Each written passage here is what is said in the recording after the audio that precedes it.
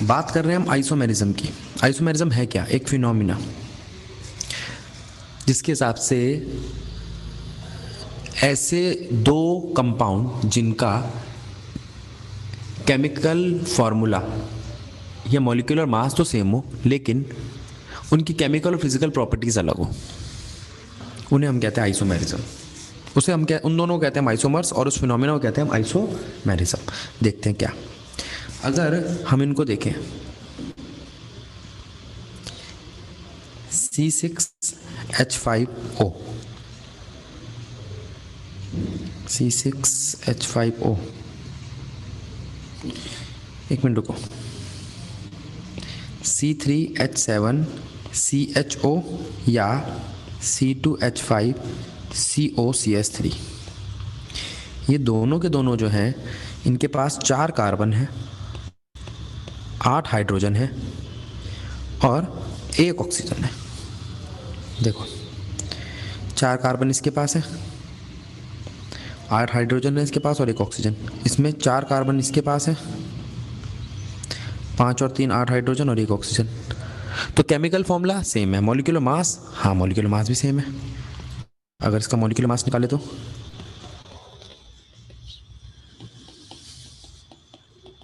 दोनों का molecular mass इतना है, दोनों का मॉलिक्यूलर मास सेम है, दोनों का केमिकल फॉर्मूला सेम है, लेकिन अगर दोनों कंपाउंड को देखूं मैं तो दोनों की केमिकल प्रॉपर्टीज अलग है। एक एल्डिहाइड और एक कीटोन है।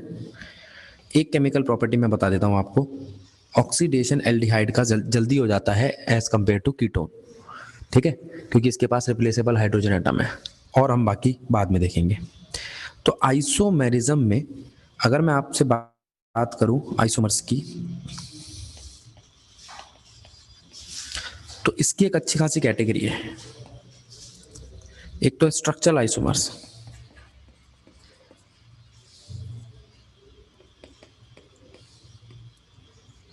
और एक है स्टीरियो आइसोमर।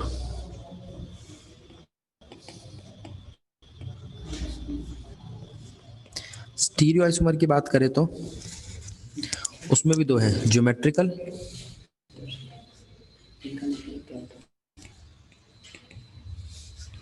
और ऑप्टिकल। तो ये सारे आइसोमर्स देखेंगे हम। स्ट्रक्चरल आइसोमर, अब स्ट्रक्चरल आइसोमर के अंदर कौन कौन से आइसोमर्स आते हैं? चेन, पोजीशन,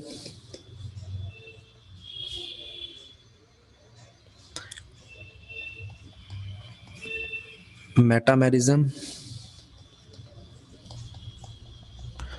टोटोमेरिज्म और फंक्शनल।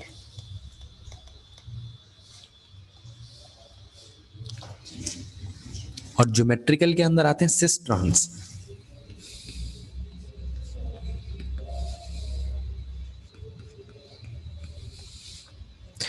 ठीक है, तो ये तो आपका कैटेगराइजेशन हो गया आइसोमर्स का। अब एक एक करके हम इनको देखते हैं।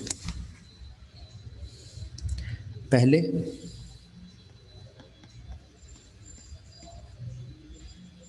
स्ट्रक्चरल आइसोमेरिज्म, इसमें पहला आता है चेन। चेन आइसोमर का मतलब है हम यहां पर कार्बन की चेन बदल देंगे। कार्बन की चेन का मतलब देखो, यह है आपकी नॉर्मल कार्बन की चेन, 6 कार्बन है, हम इसे कह सकते हैं नॉर्मल हेक्सेन। नॉर्मल मतलब एक सीधी लाइन। और अगर इसकी ब्रांचिंग स्टार्ट कर दो तो डिपेंड करता है कि ब्रांच कैसी है। अगर दोनों एंड पर ब्रांच पे CH3 आ रहा है तो इसको बोलते हैं हम आइसो। ये मैंने आपको लास्ट क्लास में बताया भी था। ये बन गया आइसो, ठीक है, आइसो हेक्सेन। ठीक, अच्छा एक और चीज देखो, अगर ऐसा हो तो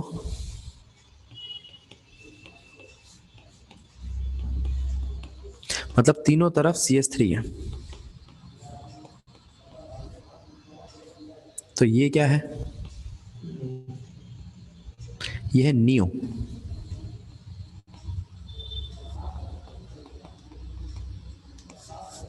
नियो हेक्सेन।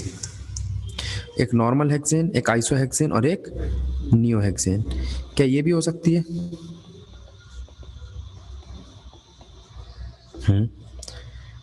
अब इस ये आइसो नियो तो नहीं है, इसको आप बोल सकते हो 1 2 3 4 2,3 डाइमिथाइल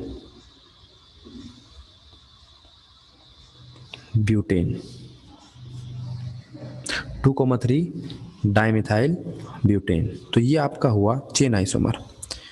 चेन आइसोमर में हम क्या करते हैं? कार्बन की चेन को बदलते हैं। लेकिन ये सारे के सारे जितने भी ऊपर लिखे हैं अभी मैंने, ये 6 कार्बन और 14 हाइड्रोजन का कॉम्बिनेशन है। ठीक है। अच्छा, आप सबको यहाँ पर बीच में जो हाइड्रोजन मैंने नहीं लिखे हैं वो तुम्हें लिखने हैं पेपर में, ठीक है। और इस एग्जाम्पल को करना है अभी क्लास के बाद। C7H16। अब बारी आती है पोजीशन आइसोमर की।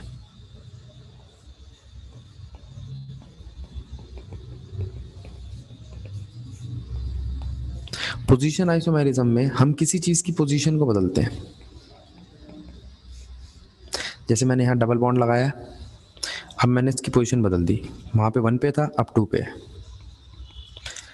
दोनों में कार्बन की चेन सेम है, हाइड्रोजन के नंबर सेम है, बस डबल बॉन्ड की पोजीशन बदली। कोई आपसे पूछे इन दोनों के पास कितने कार्बन है? 5। हाइड्रोजन कितने हैं? एक डबल बॉन्ड की वजह से 10। तो इनका मॉलिक्यूलर फॉर्मूला सेम है, मॉलिक्यूलर मास भी सेम है, बस फर्क क्या है? डबल बॉन्ड की पोजीशन का। ये भी हो सकता है किसी सब्स्टिट्यूएंट की पोजीशन बदल जाए, जैसे यहाँ पर क्लोरीन 2 पे लगा है, यहाँ पे क्लोरीन 1 पे लगा है क्या? C4H9Cl दोनों ही, लेकिन पोजीशन बदली हुई है क्लोरीन की। किसी फंक्शन ग्रुप की पोजीशन बदल सकती है, यहाँ पर इस पोजीशन पे लगा है, यहाँ पर इस पोजीशन पे लगा है दोनों C4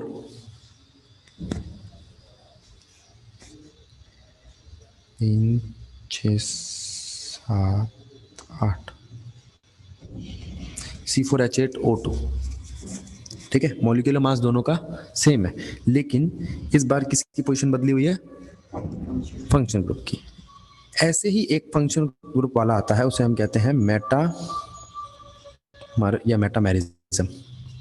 मेटामर में हम पोजीशन चेंज करते हैं। किसकी?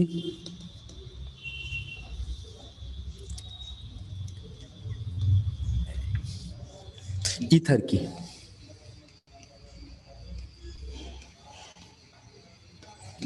देखो ईथर क्या होता है? ओ जो दोनों तरफ कार्बन चेन से जुड़ा हो। अब इन दोनों को देखो, इन दोनों में क्या डिफरेंस है? सिर्फ O की पोजीशन बदली है, दोनों के पास 4 कार्बन है, 10 हाइड्रोजन है और 1 ऑक्सीजन। चेंज किस चीज का है? O की पोजीशन का। तो इसे कहते हैं मेटामेरिज्म। देखो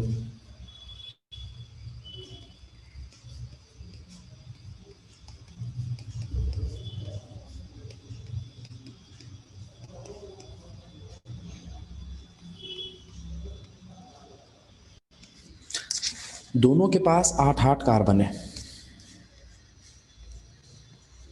दोनों के पास 18 हाइड्रोजन है और 1 ऑक्सीजन है।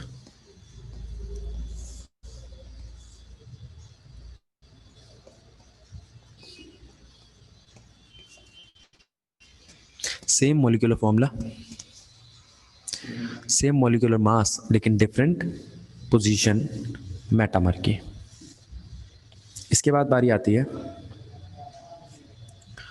Functional isomerism. इसमें हम फंक्शन ग्रुप को ही चेंज कर देंगे। देखो C4H9 COOH और C3H7 COO, मैंने उस यहां से यहां पर एक CH2 का चेंज लाया, वहां से एक कार्बन उठा के धर ले आया। ठीक है, इसके स्ट्रक्चर को खोल के दिखाऊं तो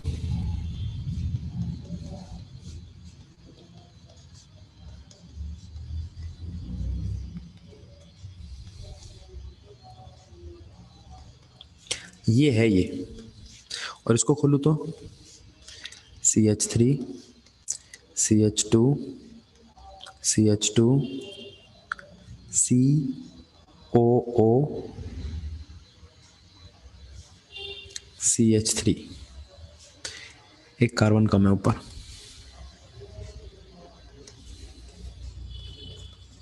ठीक है, हुआ क्या है, यहां पर एक H था पहले से ही, ये CH2 उठ के इधर आ गया, तो एक H और CH2 कितना बन गया, CH3।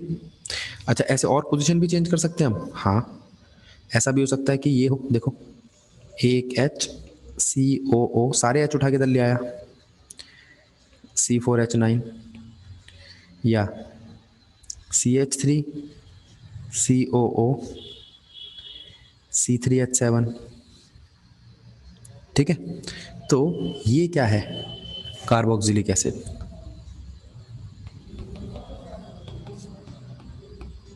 और ये क्या है, एस्टर। ये दोनों क्या है, एस्टर। तो एस्टर और कार्बोक्सिलिक एसिड एक दूसरे के क्या है, फंक्शनल आइसोमर। क्या है, तो पहला फंक्शनल आइसोमर मिला हमें।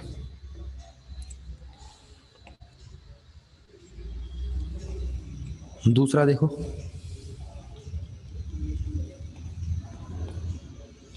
एल्डिहाइड और कीटोन, दोनों के पास कॉमन चीज क्या है, CO।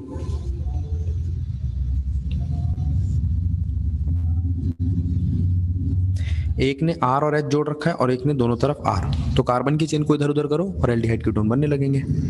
अब मुझे बताओ, क्या ये दोनों एक दूसरे के आइसोमर है, C4H9 CHO और एक है C3H7 COCH3। क्या किया है, यहाँ चार थे, एक H को उठा के इधर ले गए। मैं बनाता हूँ पूरा। C4H9 को आप ऐसे लिख सकते हो,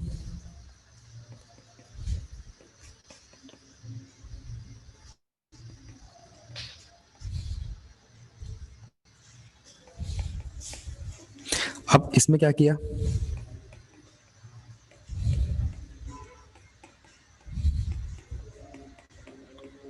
इसको उठा के यहां ले गए,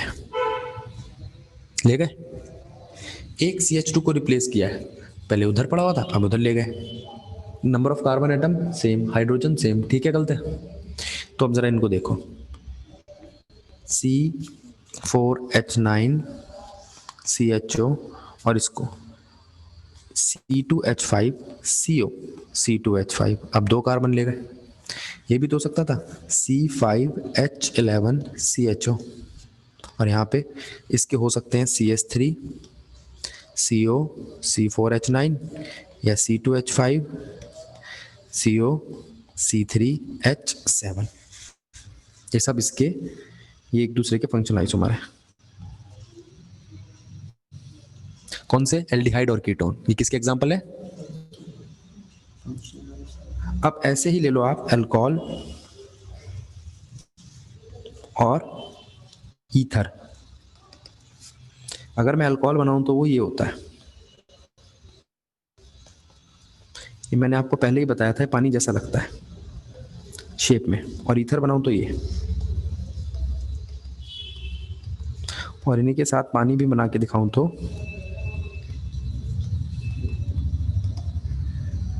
ठीक है। अब जरा ध्यान दो,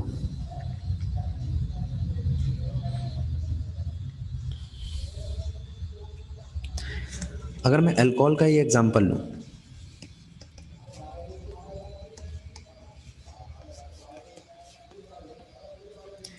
C4H9OH, और ईथर का ये लूं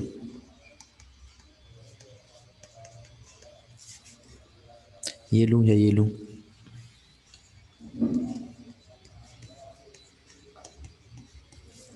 ठीक है, तो ये एक दूसरे के आइसोमर है।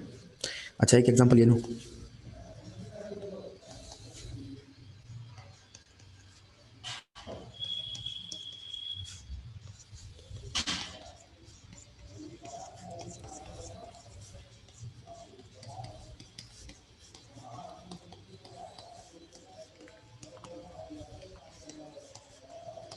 ये एक दूसरे के फंक्शनल आइसोमर्स हैं।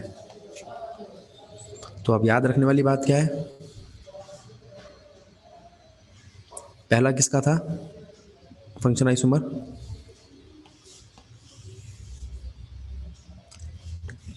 कार्बोक्सिलिक एसिड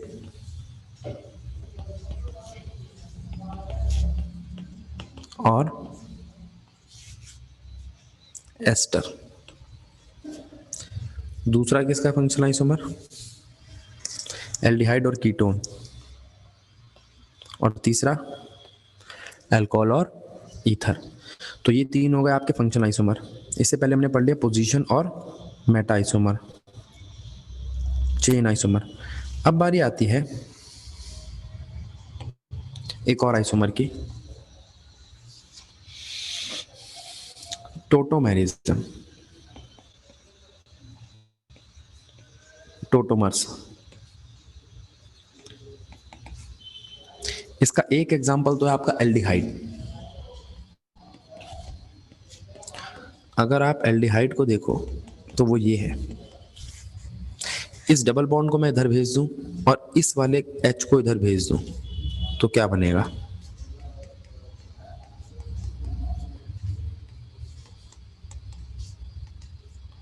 ये है ईन यानी कि एल्कीन, और इसको बोलते हैं हम ऑल, OH।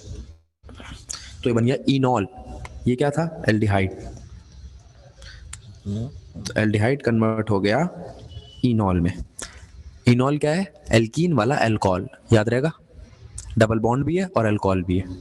मैंने किया क्या है? मैंने सिर्फ बॉन्ड शिफ्ट किए। एक और एग्जांपल लेता हूं।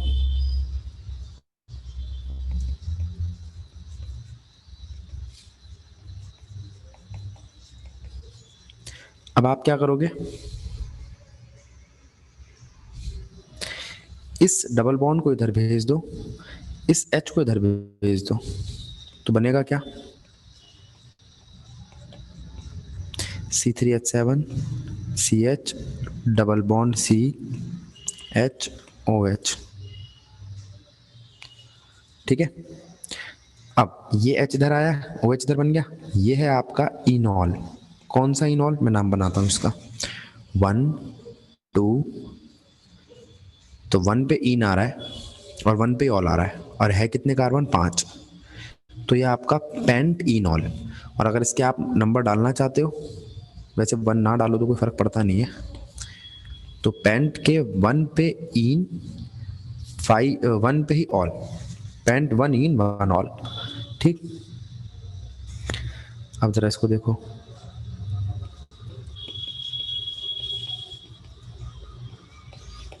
हमें करना क्या है? इस डबल बॉन्ड को इधर भेजो, इस H को इधर भेजो।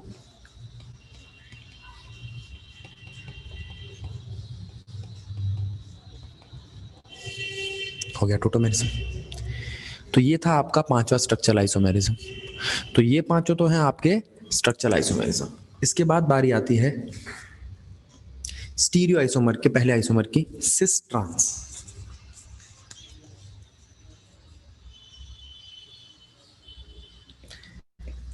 सिस ट्रांस ये आइसोमर किस ब्रांच का है? Geographical isomerism.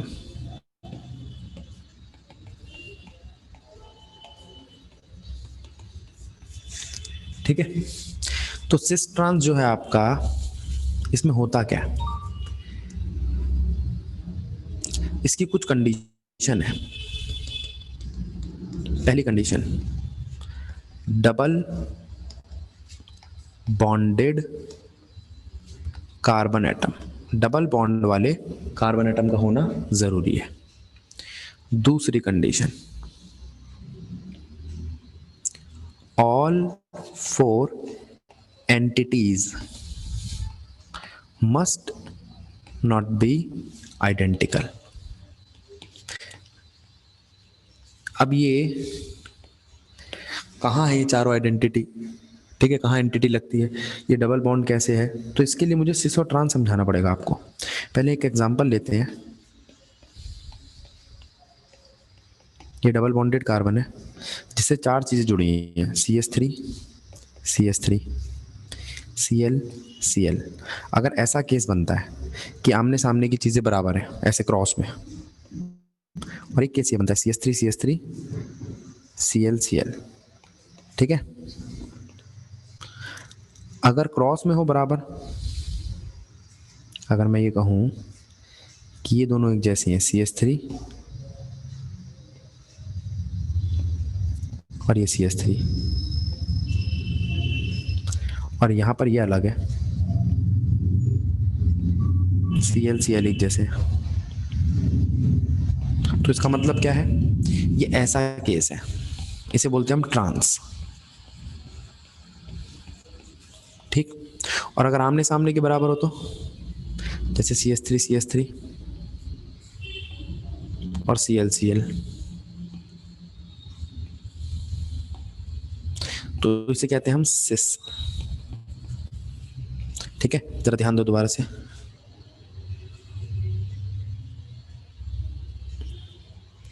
एक केस तो है ये, इसे कहते हैं सिस और इसे कहते हैं ट्रांस,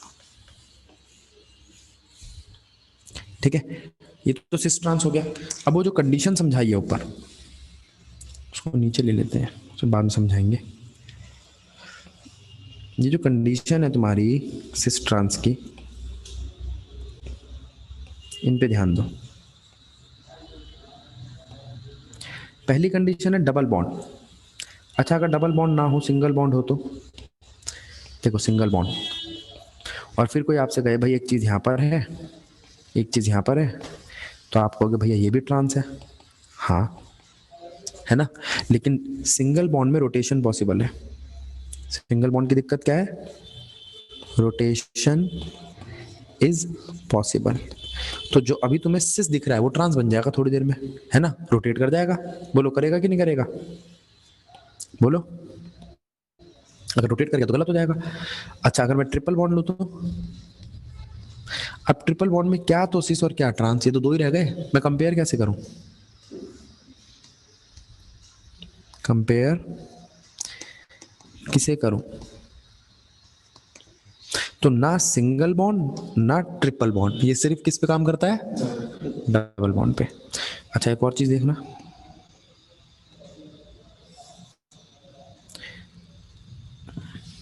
दूसरा केस, दूसरी कंडीशन, इसमें क्या है भाई, अगर चारों आइडेंटिटीज, अच्छा मान लो पहली कंडीशन तो ठीक है लेकिन चारों पी है, अब बताओ इस सिस है कि ट्रांस है, पता नहीं क्या है, क्योंकि तो सिस भी लग रहा है और ट्रांस भी लग रहा है, ये तो चारों एक जैसे हैं, मैं क्या फर्क करूं इनमें, ये भी गलत है। तो चारों एक जैसी नहीं होनी चाहिए, और सिंगल और डबल बॉन्ड का ध्यान रखो, ठीक है, सिंगल और ट्रिपल बॉन्ड नहीं हो सकता। अब जरा इसको ध्यान देना बेटा, ये क्या है, अब कहने को तो चारों आइडेंटिटी अलग अलग लगी हुई है, लेकिन फिर भी आप ये कह सकते हो कि भैया ये एक कैटेगरी की है, ये दोनों हेलोजन है और ये दोनों एक कैटेगरी के हैं, ये दोनों कार्बन की चेन है, तो ये ट्रांस है, ये क्या है, और इसका सिस बनाना हो तो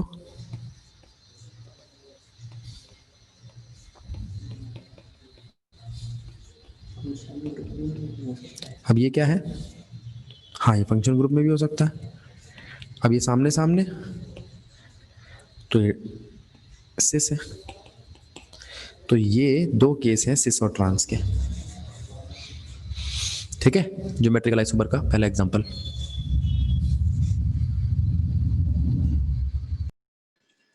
अब कुछ एग्जांपल लेते हैं सिस ट्रांस के, ठीक है। देखो अब हमने एक एग्जांपल लिया, ये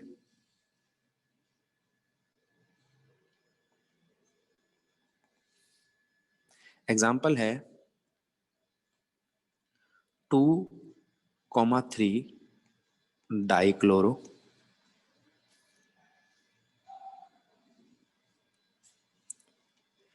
हेक्स 2ईन के आइसोमर्स बनाओ। पहले तो इसको बनाओ, यह है कैसा। हेक्स का मतलब होता है 6 कार्बन, इसके डबल पे 2 पे डबल बॉन्ड लगा है, और इसके 2 पर ही एक क्लोरीन लगा है, एक यहाँ क्लोरीन लगा है, एक 2 पे एक 3 पे, ठीक है। अब वो कह रहे हैं यहाँ पर क्या है, ये CH3 है। इनको देखो जरा,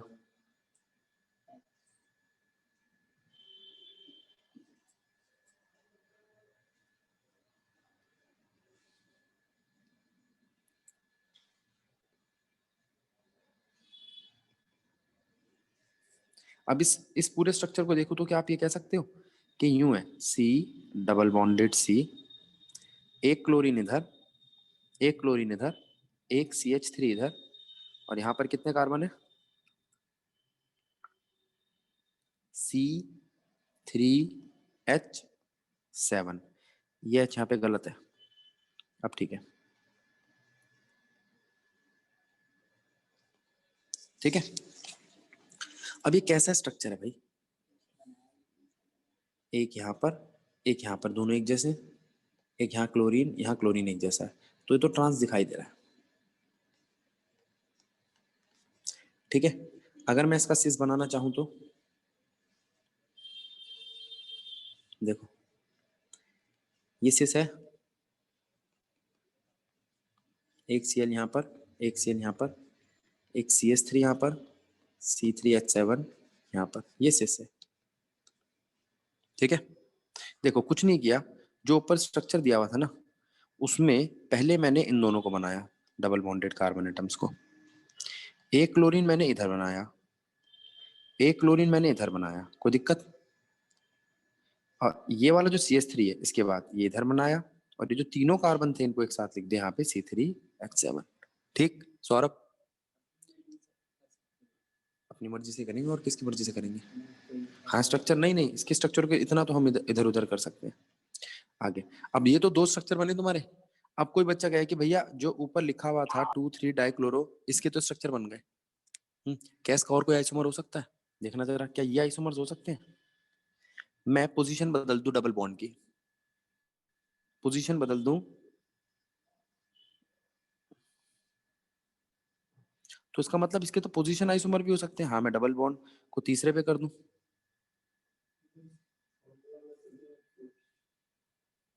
मैं डबल बॉन्ड को पहले पे कर दूं,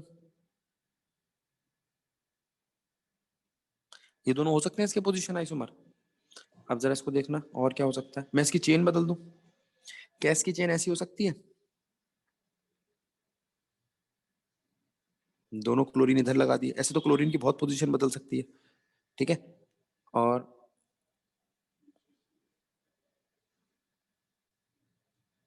मैं ये कर सकता हूं कि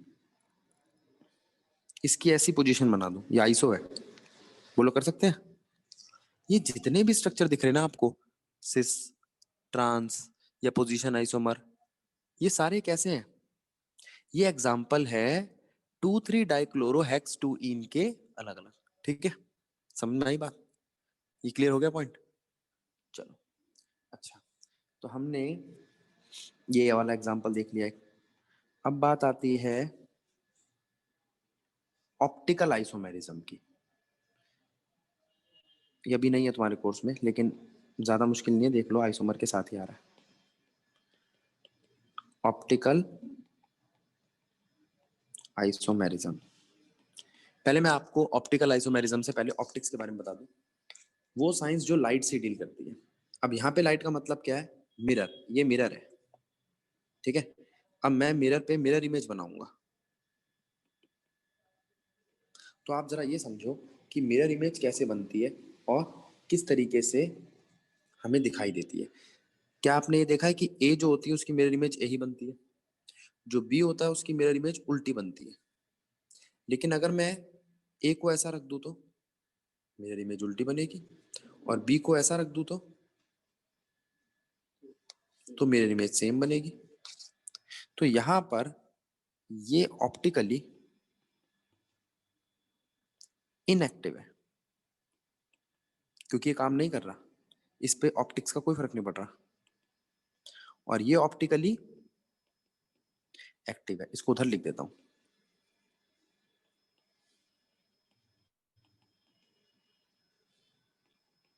ये ऑप्टिकली एक्टिव है, ये भी तो ऑप्टिकली एक्टिव है, हाँ, लेकिन और नीचे वाला ये ऑप्टिकली इनएक्टिव है। तो इन चारों में डिफरेंस क्या है? मैंने इनकी क्या बदल दिया?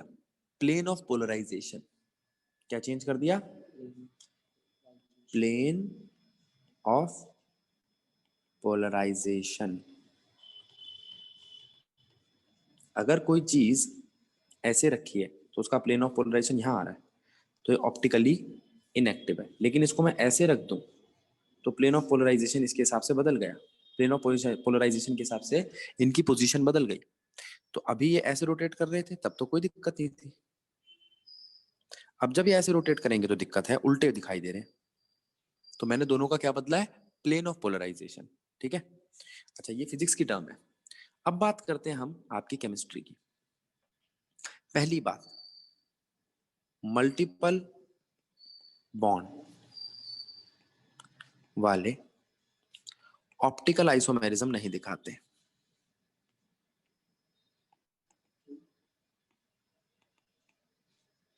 क्योंकि उनमें रोटेशन पॉसिबल नहीं है।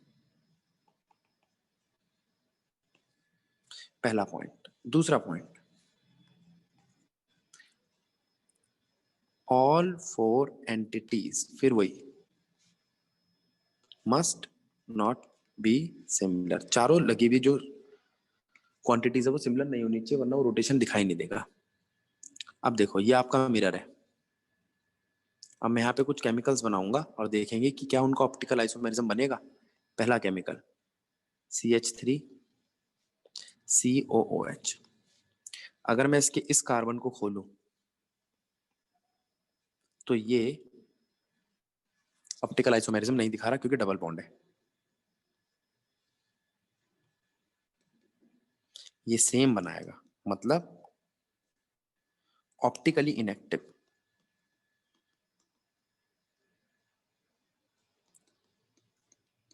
ऑप्टिकली एक्टिव नहीं है। अच्छा इसका मैं दूसरा कार्बन खोल दूं तो देखते हैं क्या होगा।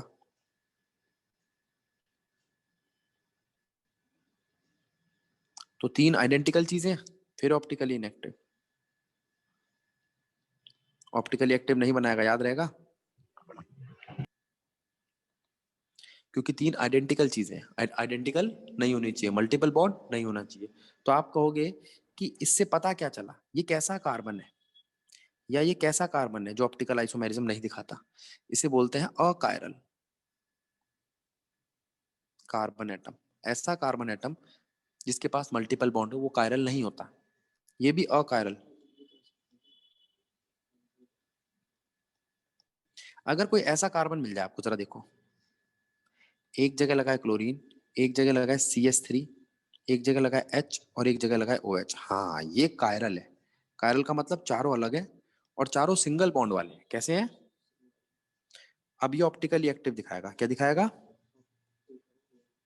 Optically active. ठीक, ठीक है बेटा। ये कैसा कार्बन है? कायरल, और कायरल के ऊपर ये निशान बना देते हैं, सिंबल है कायरल का। अब मेरी बात सुनो, इस एग्जाम्पल को उठा लेते हैं हम और देखते हैं और क्या क्या हो सकता है।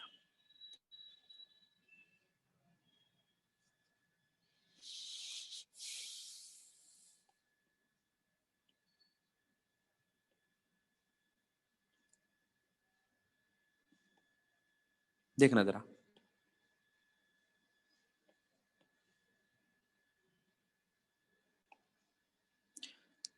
पहली बात तो ये दोनों के दोनों ऑप्टिकली एक्टिव है।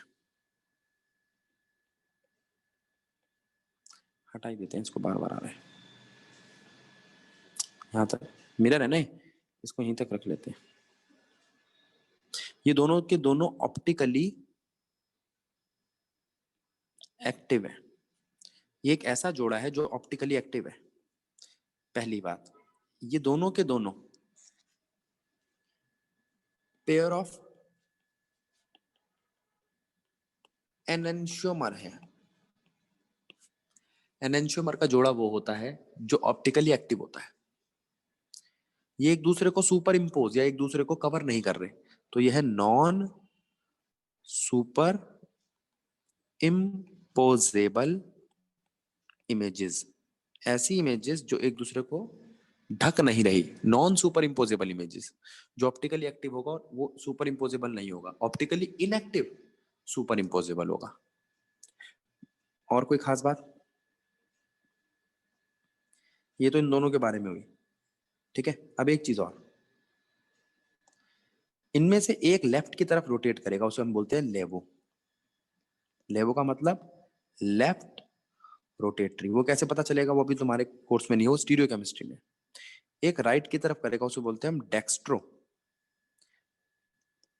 Right rotatory.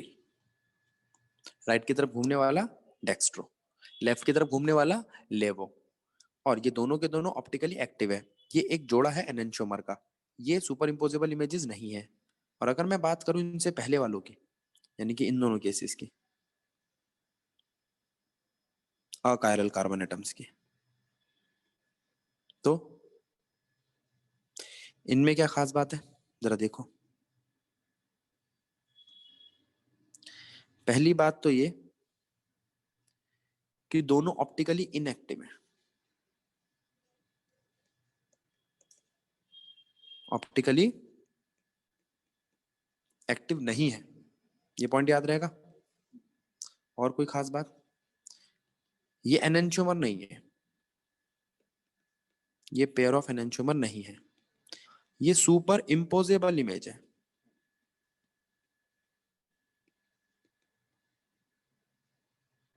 एक दूसरे को ढक रहे हैं, सुपर इम्पोजेबल इमेज है बस। और इनमें लेबर डेक्स्ट्रो नहीं होता, ठीक है। तो ऑप्टिकल आइसोमेरिज्म में एक चीज का होना बहुत जरूरी है, वो है chiral carbon atom. Chiral carbon atom ऐसा होता है जिसके चारों ओर चीजें अलग लगी हो।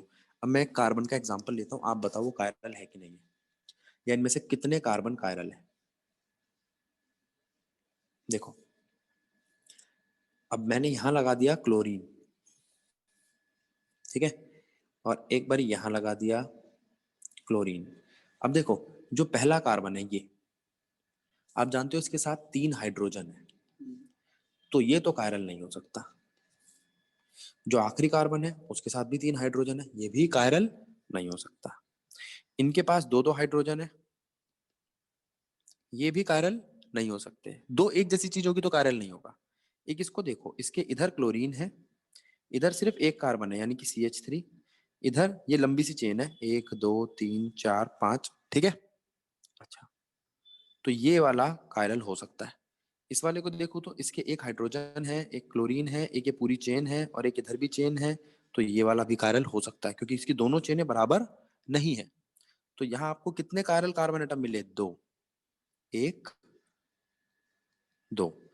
मैं कायरल कार्बन एटम को ग्रीन कलर के डॉट से दिखा रहा हूँ, एक,